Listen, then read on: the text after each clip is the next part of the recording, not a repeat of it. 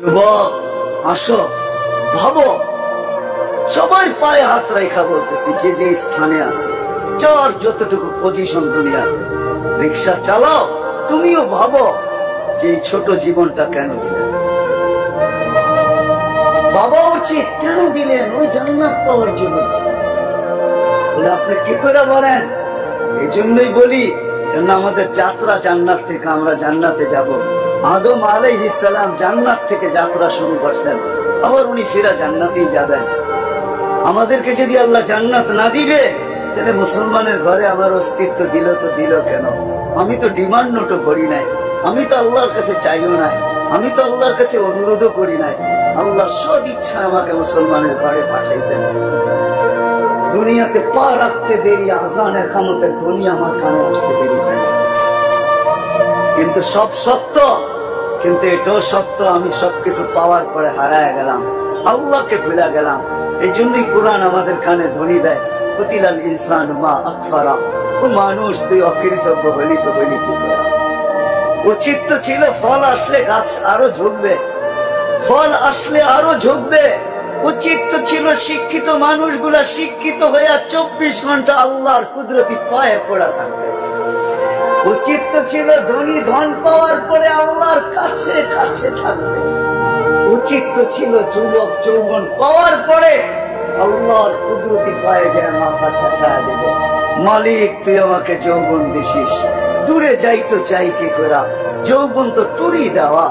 24 ঘন্টা আমাদের উপরে রহমতের বৃষ্টি বর্ষিত হইতে থাকে। তারপর আমাদের সমাজের মানুষগুলা একটু ভাবে না, একটু চিন্তা করে না, এই ছোট জীবনটা কেন দিল, আসলাম আর যাবো। উর্দুতে বলে খানা কামানা খানা সোনা সুবা পাখানা। এটার জন্য তো দুনিয়ায় দেন নাই, জীবনটা দেন নাই যে কামাবো, খাবো, ঘুমাবো, আর সকালে খালি করবো, আবার কামানোর জন্য ছুটবো। মা বোনরা হয়তো একটা আটটা বেশি করে, পকানা সাজনা সাজানা, খানা খিলানা, সোনা, আর পরেরটা তো সবারই সমান। এতটুকু হয়তো মা বোনদের দুই একটা বেশি, যার ছাড়া তো পুরুষের সমানই। এই জন্য জীবন আসেন ভাবি, কোন দিন এটা ঘুরে যাবে কেউ জানে। মৌত কারো কাছে মিস কল দিয়ে আসে না। দুনিয়ার কোন ব্যক্তিত্ব নাই, একজন ব্যক্তিত্ব ছিলেন, মৃত্যু যার কাছে পয়লা আসতে হয়েছে। আল্লাহ নিজে বলছেন মালাকুল মউতকে, বন্ধুর কাছে যাবে, অনুমতি দিলে ঢুকবে, নাইলে ঢুকবে না। অনুমতি নিয়ে বুকে হাত রাখবে, নাইলে রাখবে না। আমার বন্ধুর অনুমতি ছাড়া হাত রাখবে না বুকে। একজনই দুনিয়াতে ব্যক্তিত্ব ছিল যার কাছে অনুমতি নিয়ে আসছে, কারো কাছে আজ পর্যন্ত অনুমতি নিয়ে আসে আর আসবেও না। সত্য এটাই। এই জন্য আসেন, ওই জান্নাত, এটাই আমাদের ছোট জীবনটার উদ্দেশ্য। এই জন্যই আল্লাহ ডেলি ডাকে, 5 বেলা ডাকে, গ্যারান্টি দিয়া ডাকে, সিল লাগায় ডাকে। ইদা সালুহা সালুহা সাইরুল আমাল। 5 ওয়াক্ত নামাজ যদি এই উম্মত কমপ্লিট করে দেখাইতে পারে, আল্লাহ আমাদের নবীজির সাথে ওয়াদা করছেন, আমিও আপনার উম্মতের জীবনকে কমপ্লিট করে লিখে দিব। কোন বিষয়ে হাতই লাগাবো না, চৌকি বুলাবো না, নামাজ ঠিক তো ঠিক। মুহাম্মদুর রাসূলুল্লাহ সাল্লাল্লাহু আলাইহি ওয়াসাল্লাম এই জন্যই আসছেন, এই জন্যই জীবনটা ভর চোখের পানি ঝরাইছেন, এখনো ঝরাইতেছে। কিয়ামতের মাঠে আমাদেরকে নিয়ে চিৎকার দিবে, উম্মতি উম্মতি বলে চিৎকার দিবে। আসছিল যুবক, যৌবন অবস্থায় তোমাকে জান্নাত পাওয়ায় দেওয়ার জন্য, নাইলে যে হাদিস শুনাইছি এটা কোনোদিন হইতো না, কোনোদিন হইতো না। যৌবন আসতে দেরি, পাইতে দেরি, তোমাকে জান্নাতের নিচে গ্যালারি বুকিং দিতে দেরি হবে না। তোমার জন্য আরশের নিচে তোমার জন্য গ্যালারি বুকিং হবে, সুপার ডিলাক্স গ্যালারি। সাবাতু ইয়াদিল্লুহুমুল্লাহু তাহতা দিল্লি আরশি ইয়াউমা লা দিল্লা ইল্লা দিল্লু শাবুন নাশা ফি ইবাদাতিল্লাহ। ওই যুবক যে দুনিয়ার এই খান্দা জিনিসের থেকে 60-70 বছরের জন্য চোখ বন্ধ করে নিছে, কান বন্ধ করে নিছে, জবান বন্ধ করে নিয়ে দৌড় লাগাইছে। আল্লাহ বলে তোমাকে আরশের নিচে সুপার ডিলাক্স গ্যালারিতে জাগাবে, কিয়ামতের দিন ওইখানে জাগাবে। ওইখানে শুধু খালি মুখে বসে থাকতে হবে না, সব থাকবে, সব খাইতে থাকবে, সব বুক করতে থাকবে। আমল নামা উঠতে উঠতে ডাইনাতে চলে আসবে, তোমার চাইতেও হবে না, উঠতে উঠতে ফেরেশতা নিয়ে আসবে হাতে, ডাইন হাতে। আজকে যেরকম ছক্কা মারলে তোমরা বাজার গরম করে ফেলো, মহল্লা গরম করে ফেলো, ঠিক না? আরে বোঝো তো আমার কথা। তার ছক্কা ক্রিকেটে দেখো না, মাঝে মাঝে তোমাদের পছন্দের প্লেয়ার যদি ছক্কা মারে বা টিম যদি ছক্কা মারে, তাহলে পুরো বাজার গরম করে ফেলো, ঠিক না? আমল নামা ডাইনাতে আসতে দেরি, আরশের নিচ গরম করতে দেরি করবে না। একটা চিৎকার দিবে, আরশ পর্যন্ত কাইপা উঠবে। আল্লাহ মুস্কি মুস্কি আসবে যে দেখো কি চিৎকার দিতেছে। ডাইনাতে চলে আসবে, ডাইনাতে আসতে দেরি, চিৎকার দিতে দেরি হবে না। এটা চিৎকার, খুশির চিৎকার। উমুকরা ও কিতাবিয়া। আর শুধু এটাই না, ওইখানে যে নাস্তাও খাবে। বললাম না খাওন আছে, খাওন আরশের নিচে। জান্নাতের মাছের কলিজার কাবাব আর জান্নাতের রুটি খাওয়া। ফেরেশতারা আয়েশা বলবে আল্লাহর ওলি দুপুরের খানা জান্নাতে খাইতে হবে। এইখানে বসে বসে একজন আরেকজনের দেখায় সময় কাটাইলে চলবে না। জিজ্ঞাসা করবে কি পাকাইছে আল্লাহ দুপুরে? জাবাহালাকুম সাওরাল জান্নাত, জান্নাতের স্বাদ বাবা। জিজ্ঞাসা করবে কোথার থেকে আনছে? আমাদের আমিন বাজার মিরপুর থেকে।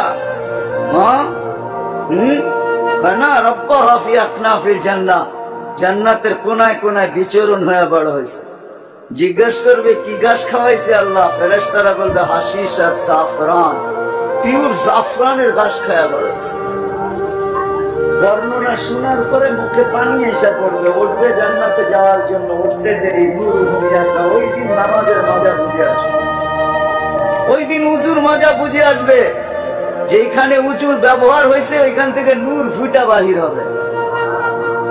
যে জায়গা নামাজে ব্যবহার হয়েছে ওখান থেকে নূর ফুটা বাহির হবে। দুজকের পাশে যাবে, দুনিয়ায় কি রংবাজ। দুজক যখন জিজ্ঞাসা করবে তোমরা কারা, তো সব রং বুড়াও রংবাজ হয়ে যাবে। রংবাজ বুঝেন তো? দুজকের পরিচয় দিবে, চিনো না বুঝি আমাদের? হ্যাঁ চিনো না? নিজেকে পরিচয় দিবে ঘন্টা ভর। তারপরে দুজক বলবে মাপ চাই বাবা, জিজ্ঞাসা করে বিপদে পড়ছে।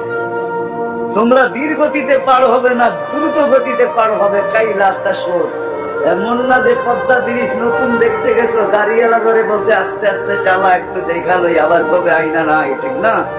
ওটার ভিতরে লেখা আছে কিন্তু কত মাইল স্পিডে চালাইতে হবে। আর চেয়ে কম দাঁড়াইলে খবর আছে, সিসি ক্যামেরা লাগাইয়া দিছে। কিন্তু দুজকও বলবে ধীর গতিতে যেও না, আগুন নিভা যাবে। তোমরা এরম গতিতে পার হবে যে খবরই না হয়, উঠবে আর ওই পারে যে ঠক করে লেগে যাবে।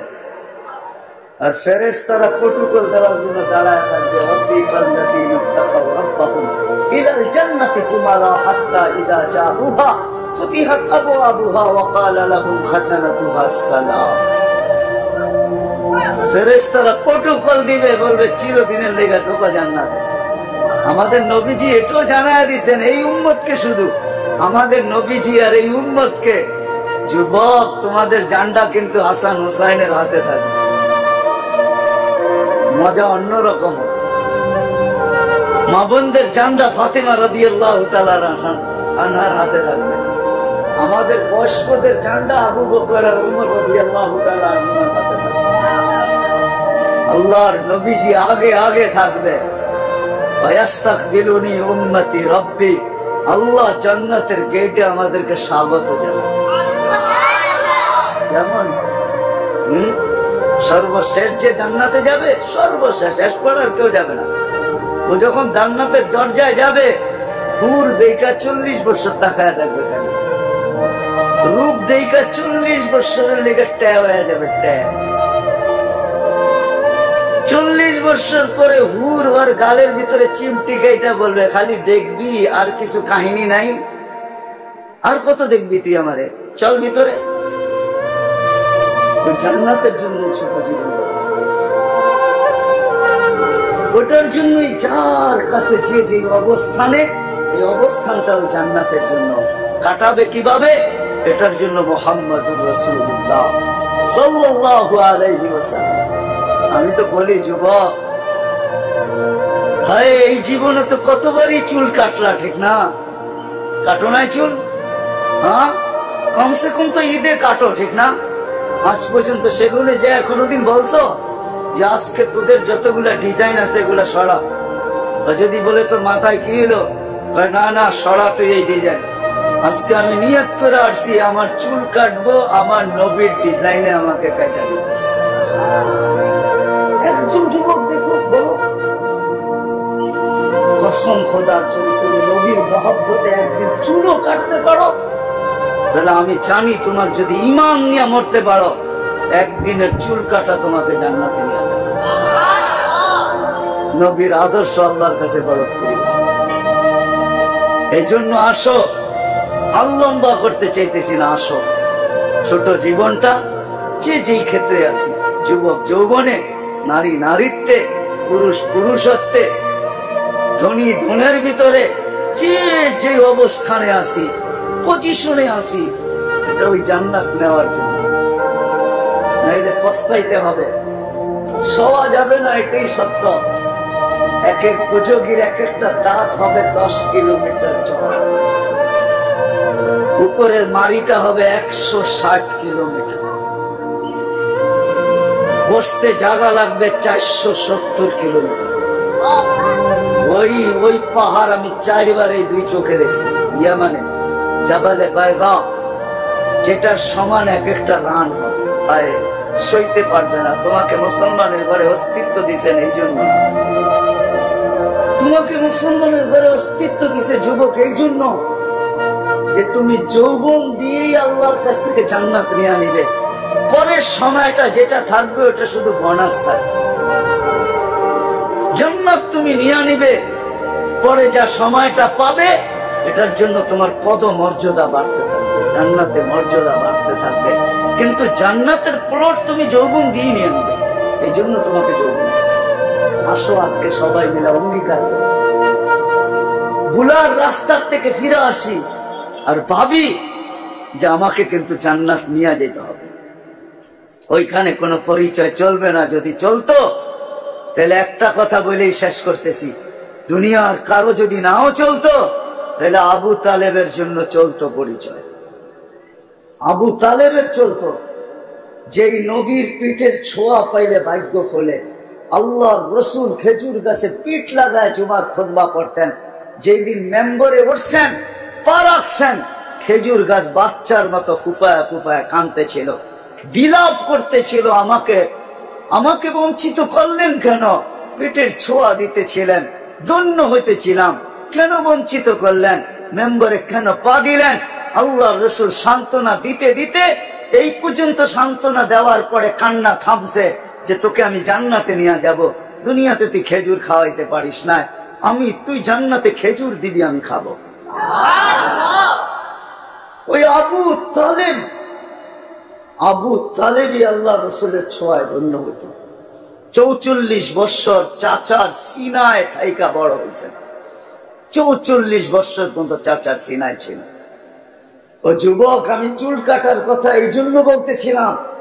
আনাস ইবনে মালিক রাদিয়াল্লাহু তাআলা আনহু বলেন, আল্লাহ রসুল আমার ঘরে আসছে, আমি দস্তরখান বিছায়া দিছি, খাইছেন, দস্তরখান দিয়ে হাত মুছছেন। ওই দিন থেকে নিয়ে আজ পর্যন্ত যতদিন বেঁচে থাকবো দস্তরখানকে পানি আর সাবান দিয়ে আমি পরিষ্কার করি না, আর করবো না। যখনই ময়লা হয় আমি আগুনে নিক্ষেপ করি, আগুন ময়লা খায়া ছাই করে ফেলে, আমাকে চকচকে দস্তরখান ফেরত দেয়। একটা সুতাও জ্বালানোর ক্ষমতা রাখে না। যে রসুলের হাতের ছোঁয়া পাইলে দুনিয়ার আগুন, দুনিয়ার সুতা পড়তে পারে না। তুমি যদি ওই রসুলের স্টাইলে চুল কাটো তো দুজক তোমাকে ধরবে, তো ধরবে করতে পারে। আমার কাছে লজিক আছে, যুক্তি আছে। আসো, কোন পরিচয় চলবে না, চলবে শুধু মুহাম্মদুর রাসূলুল্লাহ, তার আদর্শ চলবে। এই জন্য আসেন ওয়াদা করি আজকের থেকে যে আমি আমার জীবনটাকে আল্লাহ রসুলের আদর্শে যে জায়গায় আছি, গরিব গুরবতের ভিতরে থেকে, হায় গরিব তো ভাবে দুনিয়াও পেলাম না, আমিও ভাবি গরিব দুনিয়াও পেল না, আখেরাত যেন হাতছাড়া না হয়। কিয়ামতের মাঠের আধিপত্য গরিবদেরই থাকবে। একটাই সম্প্রদায় কিয়ামতের মাঠে, যাদের হিসাব কিতাব হবে না, কানে কানে ফেরেশতা বলবে ইনতালিকু ইলাল জান্নাতি বিগাইরি হিসাব ওয়ালা কিতাব, তোমাদের হিসাবও নাই কিতাবও নাই, চলো জান্নাতে চলো। এই জন্যই আল্লাহ রসুল গরিবদের ভিতরে উঠতে চাইছেন, অহশুরনি ফি যুমরাতিল মাসাকিন। হিসাব কিতাব নাই, শুধু এইখানেই শেষ না, আল্লাহ বলবে তামাত্তাউ 500 ইয়াম হাত্তা ইয়াদখুলাল আগনিয়া। দুনিয়াওয়ালারা দুনিয়ায় ভোগ করছে 60-70 বছর, তোদেরকে দেখায় দেখায়, তোরা খাবি 500 বছর ওদেরকে দেখায় দেখায়। 500 বছর পরে ধনীদেরকে যেতে দিবে, এই পাশে বসায় রাখবে, বলে বসো আর দেখো ভিতরে কি করে। গরিব বড় বড় বার্গার লইব, 2 হাতে ধরে টানবো আর খাইবো।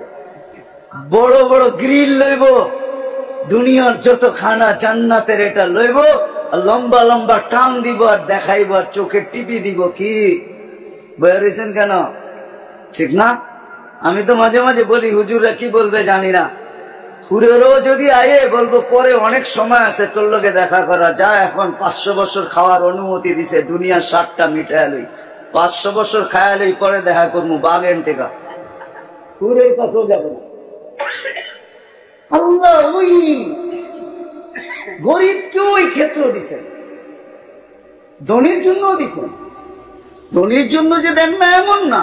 তাহলে হুসাইন ইবনে ইয়াজ রাহমাতুল্লাহ আলাইহি বলতেন না, আমাদের সমাজের বিত্তশালীরা যদি গরিবের বাড়িতে যায় আর যা তালাশ করে কার ঘরে কি পাক হইল কি হইল না, আল্লাহ রসুল বলে তুবাল আমির আলা বাবিল ফকির, এর চেয়ে উত্তম ধনী কেউ নাই যে গরিবের দরজায় যায় খটখটায়। ফুজাইল ইবনে ইয়াজ বলে তুমি এক লোকমা ক্ষুধার্তের মুখে উঠায় দিবা, লোকমাতুন ফি বাতনিন যায় খায়রুম মিন বিনাই জামে। একজন আল্লাহর ঘর বানায় যা না পাবে, তুমি গরিবের ক্ষুধার্তের মুখে এক লোকমা উঠায় দিয়ে এর চেয়ে বেশি সওয়াব পাবে। আল্লাহর ঘর বানাইলে জান্নাত পাওয়া যায়, গরিবের মুখে এক লোকমা খানা উঠায় দিয়েও জান্নাত পাওয়া যায়। হাদিসে কুদসি আছে, আল্লাহ বলে আমি ক্ষুধার্ত ছিলাম, তুমি কেন খাওয়াইলে না? তো বান্দা বলবে আপনি, সুবহান, আপনি আবার ক্ষুধার্ত? আল্লাহ মানুষ সামনে নিয়ে আসবে, এ ক্ষুধার্ত ছিল, তোমার কাছে হাত পাচ্ছে, তুমি ধাক্কা দিয়া বাহির করে দিছ, একে খাওয়াইলে আমাকে খাওয়ানো হতো। জিজ্ঞেস করেন হাদিস আছে না? আমি কাপড়হীন ছিলাম, তুমি কেন আমাকে কাপড় পরাইলে না? ধনীকেও ধন দিছেন এই জন্য, শিক্ষিতকেও শিক্ষা দিছেন এই জন্য। আসেন অর্জন করবো তো, শিখবো তো, পাক্কা ওয়াদা? নামান সর্বশেষ ওয়াদা, আজকের থেকে নামাজ ছাড়বো না। ওয়াদা, কিন্তু ওয়াদা হইলে উঠান, নাইলে উঠান না। আজকের থেকে নামাজ কোনো মতে ছাড়বো না।